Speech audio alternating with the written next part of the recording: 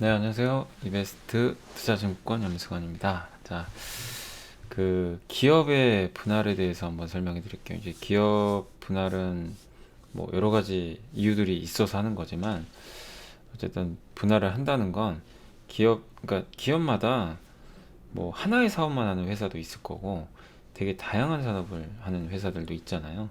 근데 그런 회사들을 어떻게 보면 좀 분리를 하는 거죠. 예.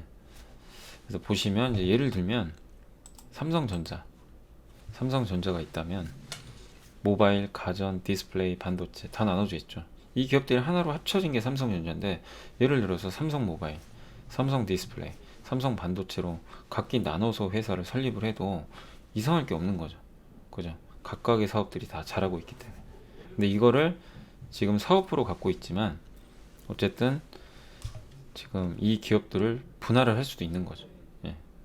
그러니까 이 각각의 사업부를 뭐 떼낼 수도 있는 그런 것들을 이제 우리가 분할이라고 합니다. 근데 그걸 하는 회사도 있고 그냥 안 하는 회사도 있어요. 그래서 분할의 방법은 두 가지입니다. 인적 분할과 물적 분할. 인적 분할은 뭐냐면은 주주의 지분이 그대로, 그러니까 두 가지예요. 분할은 주주의 지분이 그대로 이게 쪼개진다고 하는 거죠. 삼성전자, 그러니까 여기 보시면 삼성전자를 내가 만약에 100주를 갖고 있는데, 삼성전자가 어느 날 반도체 회사를 딱 분할한다고 공시를 예를 든 거예요. 냈어요. 그럼 어떻게 되겠습니까? 삼성전자 50주, 삼성 반도체 50주를 내가 갖게 돼요. 근데 물론 회사마다 달라요. 분할 비율이 다르니까. 어떤 기업은 뭐 예를 들면 삼성전자를 70%, 삼성 반도체를 30%로 한다면 삼성전자를 70주, 삼성 반도체를 30주를 받아가게 되죠.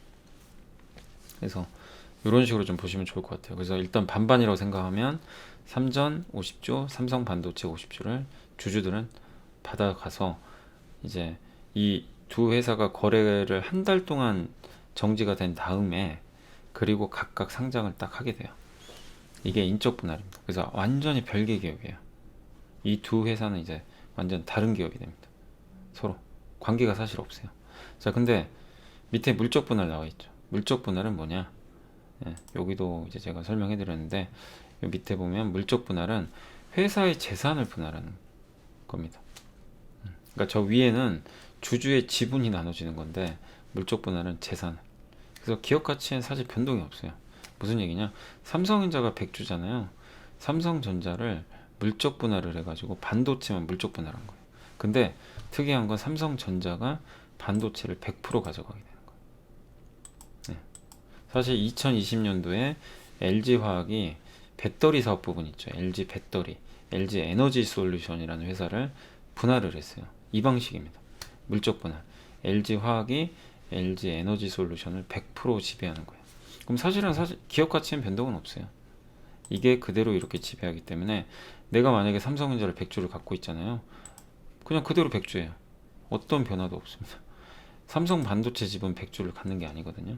전자 지분을 갖는 거예요. 근데 대신에 삼성전자가 삼성 반도체를 100% 지배를 하기 때문에 사실은 변화는 없어요. 이 삼성 반도체 실적이 그대로 삼성전자 실적에 그대로 반영이 돼요. 근데 위에 인적 분할은 달라요. 삼성전자 실적 따로, 반도체 실적 따로 되는 거죠. 예. 근데 어쨌든 내가 50주 50주 다 가져가니까 내가 마음에 드는 것만 가져가면 되겠죠. 아, 나는 반도체가 좋아. 전자는 별로. 그럼 50주 팔아버리면 되는 거고. 요것만 가져가면 되는 거죠. 근데 이거는 선택의 여지는 없어요. 삼성 반도체를 내가 갖고 싶어도 가질 수는 없어요. 전자를 통해서 간접적으로 갖게 되는 겁니다. 그래서 LG화학이 2020년도에 물적 분할을 했을 때 이제 주주분들이 반발을 많이 했던 게, LG화학을 내가 100주를 갖고 있더라도 LG 배터리죠. 전기차 배터리 사업부를 내가 가질 수가 없잖아요. 물적 분할을 하면 간접적으로 갖게 되는 거예요. 그래서 반발이 되게 심했죠. 예. 그래서 물적 분할은 그런 좀 상황이 발생할 수는 있습니다. 그래서 인적 분할과 물적 분할, 이걸 되게 헷갈려 하시니까 이 개념은 여러분들이 좀 반드시 알아주셨으면 좋을 것 같고, 아무튼 분할을 하게 되면 이 숨겨져 있던 회사 있죠. 그러니까 삼성전자가 반도체, 모바일, 가전, 디스플레이가 있는데, 만약에 삼성 반도체를 분할을 하면 삼성 반도체만을 따로 떼내 가지고 가치 평가가 가능해요. LG화학의 배터리 사업부를 분할을 하면 그 배터리 사업만 우리가 평가를 할 수가 있어요. 근데 왜냐면 그 전에 섞여 있잖아요. LG화학도 화학 사업도 있고 되게 많잖아요. 이게 막 생명과학도예요. 바이오도 하니까 혼합돼 있으니까 나는 그러니까 시장에서는 LG화학을 볼 때 LG 배터리 2차 전지 사업을 되게 높게 평가를 하는데 다른 게 섞여 있으니까 명확한 가치 평가를 할 수가 없어요. 근데 이걸 이제 분할을 하게 되면 명확하게 평가를 할 수 있는 거죠. 그냥 가감 없이. 그래서 이런 이제 분할을 하게 됩니다. 그래서 주가가 재평가 받기도 하고 또 아까 말씀드린 대로 주주 입장에선 또 갖고 싶은 기업을 못 갖게 되니까 그런 좀 주주 가치 훼손이라는 측면도 있어가지고 주가 흐름은 또 다르게 나오긴 하지만 대체적으로 분할은 어쨌든 주가에는 뭐 이렇게 호재로 작용하는 경우들이 대개는 많이 있습니다. 근데 2020년도에는 좀 대부분의 분할했던 기업들 주가가 안 좋긴 했지만 전통적으로는 가치 평가가 가능하기 때문에 예, 오히려 좋게 작용하는 경우들이 좀 있다. 그렇게 좀 말씀을 좀 드리고 싶고 마지막으로 이 분할에서 가장 좀 이벤트가 많이 이제 좋은 선례를 남겼던 게 두산이에요. 무슨 얘기냐? 두산이 지주회사인데 분할하기 전엔요 이 사업들이 있었어요. 두산이라는 회사가 하나 있고 두산이 뭐라 했습니까?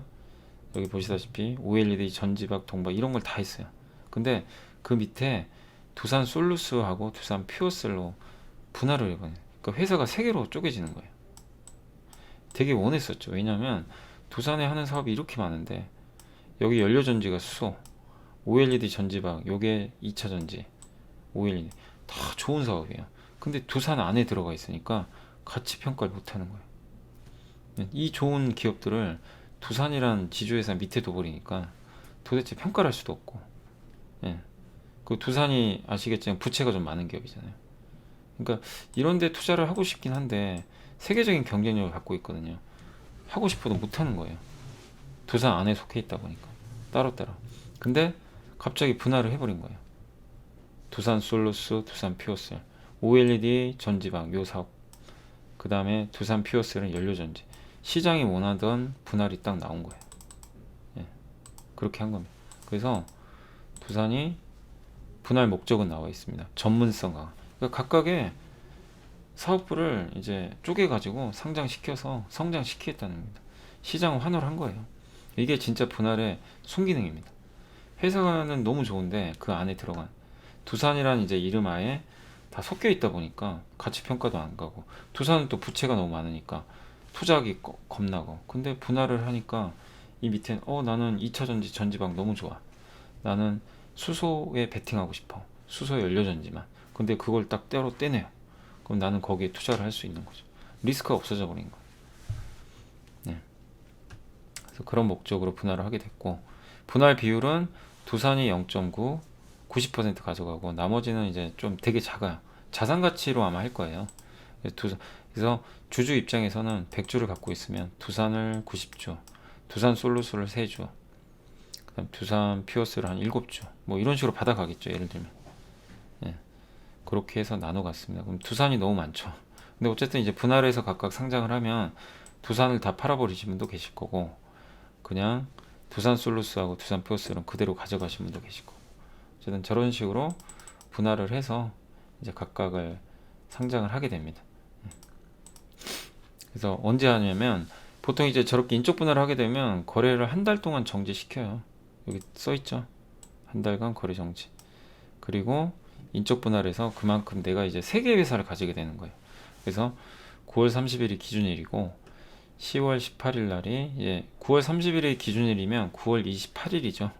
그때까지 이제 어떻게 보면 이틀 전이니까 항상. 예. 그리고 신주 상장 예정일은 10월 18일입니다. 그럼 10월 18일에 거래가 정지된 게 풀리고 상장을 하게 되는 거예요. 예. 그렇게 해서 거래가 됩니다. 그래서 한번 주가 한번 봐볼까요? 실제로 이게 두산입니다. 두산에 투자한 사람은 별로 없거든요. 그래서 기업 분할 거래 정지되고요. 두산이란 지역 원래 그래요. 인적 분할하고 나잖아요. 지주사 주가는 진짜 많이 빠집니다. 사람들이 지주사에 투자한 게 아니거든요. 사업회사를 보고 한 건데 분할하면 이 회사 매력이 없어져요. 그래서 지주사 두산은 주가 많이 빠집니다. 근데 반대로 두산 솔루스 2차 전지 전기차 여기 보세요. 4,000원부터 10배 갔습니다. 거의 주가가 보이시죠? 그 다음에 두산 퓨어셀도 연료전지 사업. 지금 이건 제가 좀 예전에 만든 데이터인데 주가 두산 퓨어셀도 어마어마하게 올랐어요. 10배 올랐어요. 거의 저점에서. 이때 코로나 때문에 그런 거죠. 그래서 기업 분할 이후로 딱 보시면 두 개의 사업회사는 주가가 엄청나게 올랐는데 지주회사 두산만 주가가 못 오른 이런 흐름이 나왔습니다. 자, 인적 분할하고 물적 분할 이렇게 설명해 드렸는데 분할은 굉장히 중요한 이벤트고 기업의 주가에 큰 영향을 줄 수밖에 없어요. 그래서 이런 분할 이슈가 나왔을 때 잘 판단을 하셔서 투자를 하시면 좋을 것 같습니다. 자, 오늘 내용은 여기서 마치겠습니다. 감사합니다.